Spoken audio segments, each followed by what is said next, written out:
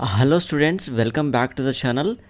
Students, Telangana EAMCET 2024కి సంబంధించి MPC stream వాళ్ళకు ఫస్ట్ ఫేజ్ కౌన్సిలింగ్ అనేది జూన్ 27వ తేదీ నుంచి అయితే స్టార్ట్ అయితే కావాల్సి ఉండే. బట్ ఏదైతే ఈ యొక్క షెడ్యూల్ ఉందో దీన్ని రీషెడ్యూల్ అయితే చేయడం అయితే జరిగిందనమాట. ఓకేనా. సో న్యూ డేట్స్ అయితే ఇక్కడ మనం అబ్జర్వ్ చేద్దాం. స్టూడెంట్స్ మీరైతే చూడొచ్చు.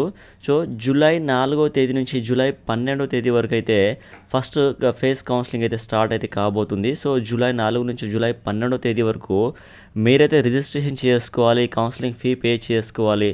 అలానే సర్టిఫికేట్ వెరిఫికేషన్ కోసం మీరు హెల్ప్ లైన్ సెంటర్కి వెళ్ళడం కోసం అయితే డేట్ అండ్ టైం స్లాట్ అయితే బుక్ చేసుకోవాల్సి ఉంటుందన్నమాట. ఓకేనా. సో జూలై 4వ తేదీ నుంచి జూలై 12వ తేదీ వరకు మీరైతే ఈ ప్రాసెస్ అంతా చేయాల్సి ఉంటుంది. ఓకే. సో వన్స్ ఇదంతా ప్రాసెస్ రిజిస్ట్రేషన్ ప్రాసెస్ కంప్లీట్ అయిపోయి స్లాట్ బుక్ చేసుకున్న తర్వాత మీరైతే సర్టిఫికేట్ వెరిఫికేషన్ కోసం అయితే వెళ్ళాల్సి ఉంటుంది పర్టికులర్ హెల్ప్ లైన్ సెంటర్కి జూలై 6 నుంచి జూలై 13వ తేదీ వరకు. ఓకేనా. వన్ సర్టిఫికేట్ వెరిఫికేషన్ అయిపోయిన తర్వాత మీరైతే వెబ్ ఆప్షన్స్ అయితే ఇవ్వాల్సి ఉంటుంది జూలై 8 నుంచి జూలై 15వ తేదీ వరకు. ఎవరిదైతే సర్టిఫికేట్ వెరిఫికేషన్ సక్సెస్ఫుల్గా కంప్లీట్ అవుతుందో మీరందరూ కూడా వెబ్ ఆప్షన్స్ అయితే ఇవ్వాల్సి ఉంటుంది. ఓకేనా. అలానే మీరు ఇచ్చినటువంటి వెబ్ ఆప్షన్స్లో ఏమైనా ఎడిట్ చేసుకోవాలి అంటే ప్రిఫరెన్స్ వైజ్గా ఏదైతే ఇచ్చారో కాలేజ్ని వాటిని అప్ అండ్ డౌన్ చేసుకోవాలనుకున్నట్లయితే చేంజెస్ చేసుకోవచ్చు అనమాట మీరు జూలై 15వ తేదీన. ఓకేనా.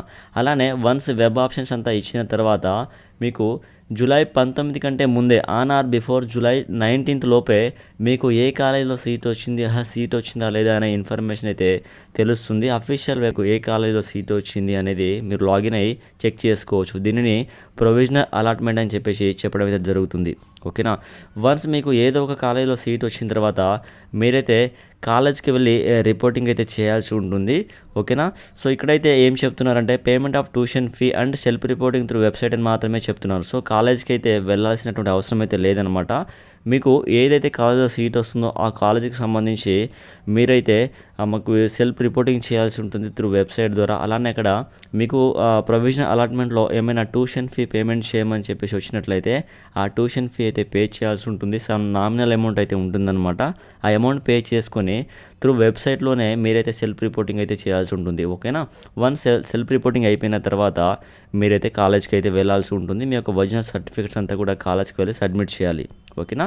సో స్టూడెంట్స్, మనకు జూలై 4వ తేదీ నుంచి అయితే స్టార్ట్ అయితే కాబోతుంది ఈ ఫస్ట్ ఫేజ్ కౌన్సిలింగ్ అనేది. ఓకేనా. సో ఇంకా టైం ఉంది కాబట్టి మీరందరూ కూడా మీ యొక్క సర్టిఫికేట్స్ అంతా కూడా గ్యాదర్ చేసుకోండి, మీ దగ్గర అయితే ఉంచుకోండి. ఓకేనా. అంతా అన్ని సర్టిఫికేట్స్ అనేది ఒరిజినల్లో ఉండాల్సి ఉంటుంది. ఒరిజినల్ సర్టిఫికేట్స్ అయితే గ్యాదర్ చేసుకోండి. ఓకేనా.